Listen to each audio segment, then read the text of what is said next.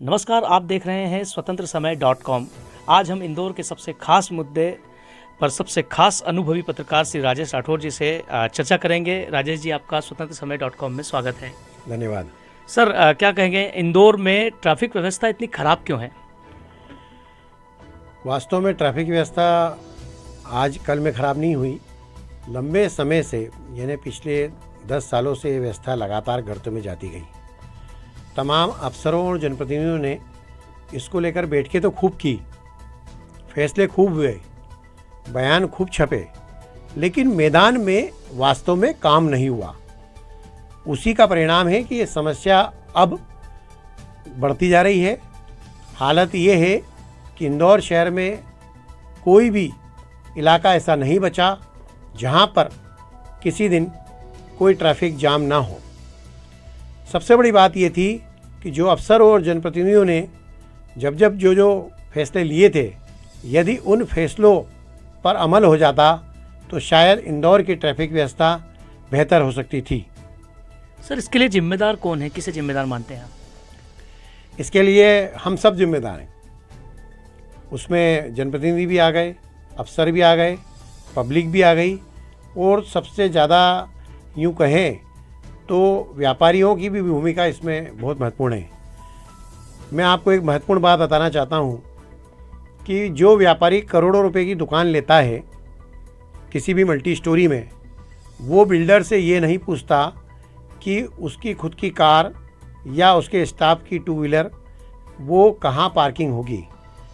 शहर के व्यापारी चंद लालच के कारण या अपने स्वार्थ के कारण पार्किंग की जगह जो बिल्डर दुकान बेच देता है उसको भी अनदेखा करते हैं। यही कारण है कि दुकानदार को अपनी गाड़ी लगाने के लिए इधर उधर भागना पड़ता है, ग्राहक भी परेशान होते हैं, और जब ट्रैफिक पुलिस चालान बनाती है तो व्यापारी और ग्राहक दोनों नाराज़ होते हैं। यही मुद्दा अब लगातार बढ़ता जा रहा है। इसके लिए इंदौर कलेक्टर आशीष सिंह ने हाल ही में एक बैठक भी ली और व्यापारियों को समझाया कि आप लोग जिस मल्टी स्टोरी में दुकान चला रहे हैं, शोरूम चला रहे हैं, क्या उसमें पार्किंग की जगह पर अवैध निर्माण हो गए हैं? यदि हो गए हैं तो हम उसको तोड़ेंगे। 1 महीने का नगर निगम ने नोटिस दे दिया है पूरे शहर के बिल्डरों को एक साथ। इंदौर के मेयर पुष्पमित्र भार्गव भी इस मामले में अब सख्त फैसला ले चुके हैं, और उन्होंने कहा है कि इंदौर शहर की कोई भी मल्टी जिसमें पार्किंग की जगह बेसमेंट में या ग्राउंड फ्लोर पर जो भी पार्किंग की जगह है, यदि वहाँ पर किसी का तरह का निर्माण पाया जाता है तो नगर निगम और जिला प्रशासन की टीम मिलकर 1 महीने बाद उसको तोड़ना शुरू करेगी, और ये सिलसिला चलता रहेगा। नई मल्टी स्टोरी में इस बात का ध्यान रखा जा रहा है कि जो पार्किंग की जगह है वहाँ पर सिर्फ पार्किंग हो। इसके अलावा भी और भी जो दूसरे फैसले लिए हैं उस पर अमल होना बाकी है।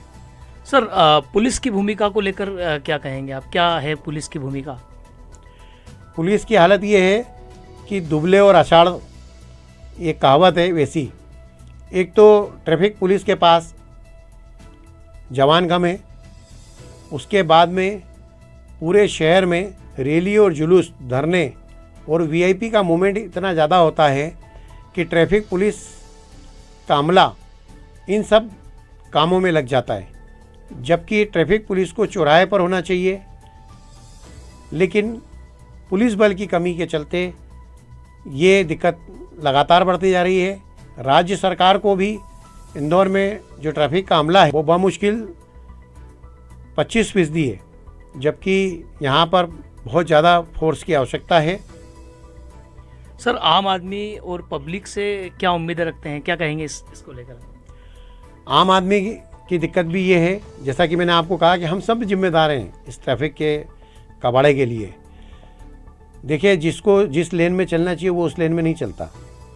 हालांकि उसका कारण है कि फुटपाथ पर ठेले गुमटी लग गए, सड़क तक ठेले गुमटी लग गए, दुकानदार अपना सामान 10 से 15 फीट बाहर सड़क तक टांग देता है, तो पब्लिक उसके बाहर अपना वाहन पार कर देती है।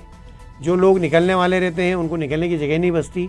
इंदौर के पुरातन इलाके राजबाड़ा के आसपास तो आप पैदल किसी से टकरा के बिना निकल नहीं सकते, वाहन ले जाना तो बहुत दूर की बात है। अब सवाल इस बात का उठता है कि पब्लिक को ट्रैफिक सिग्नल का पालन करना चाहिए। कई बार हम देखते हैं कि इंदौर जागरूकों का शहर है। लोग जब ट्रैफिक जाम होता है तो कई लोग ट्रैफिक पुलिस के साथ, जवान के साथ यातायात संभालने में लग जाते हैं। ये अच्छी बात है, लेकिन जो लेन है, 4 व्हीलर की जो लेन है, उसमें 4 व्हीलर नहीं चलती, उसमें 2 व्हीलर वाले घुस जाते हैं। 2 व्हीलर वाली लेन में कब्जे हो जाते हैं तो 2 व्हीलर वाला भी दाएं बाएं होता है। इंदौर का जो ट्रैफिक है जो चलता है तो उस समय ये लगता है कि सांप सीढ़ी का खेल हो रहा है। जिसकी जहाँ इच्छा होती है वो वहाँ से घुस जाता है। हर व्यक्ति को जल्दी कहीं पहुँचना है, वो समय से पूर्व अपने घर या दफ्तर से नहीं निकलता और आगे जाने के लिए वो ट्रैफिक सिग्नल का उल्लंघन करता है। आप देखिए कि मध्य प्रदेश में नहीं, मेरे को ऐसा लगता है कि हिंदुस्तान में ट्रैफिक पुलिस चालान बनाने में टॉप 10 सिटी में होगी। अभी जो मोटा मोटा आंकड़ा सामने आता है वो ये है कि ट्रैफिक पुलिस को लगभग 50 करोड़ रुपए वसूलना है। जिन्होंने ट्रैफिक वायलेशन किया है उनके चालान कैमरे की नज़र से बने हैं, लेकिन ट्रैफिक पुलिस के पास वो चालान की वसूली के लिए भी अमला नहीं है। कोर्ट के पास भी इतना समय नहीं है कि कोर्ट सभी वाहन मालिकों को नोटिस भेजे या चालान पुटअप करे। तो ऐसी स्थिति में ट्रैफिक पुलिस के लिए सरकार को स्पेशल फंड यहाँ देना चाहिए। पूरे शहर में जो ट्रैफिक सिग्नल है वो आधे समय बंद रहते हैं। ऐसा क्यों होता है? कैमरे भी कई बार बंद हो जाते हैं। एक बहुत बड़ी मुसीबत ये है जो मैं आपको बताना चाहता हूँ कि जब भी बारिश होती है तो ट्रैफिक जाम होता है और बारिश होते ही ट्रैफिक सिग्नल बंद हो जाते हैं। ये अजूबा इंदौर शहर में देखने को मिलता है। इसके लिए बाकी डिपार्टमेंट के अफसर भी जिम्मेदार हैं।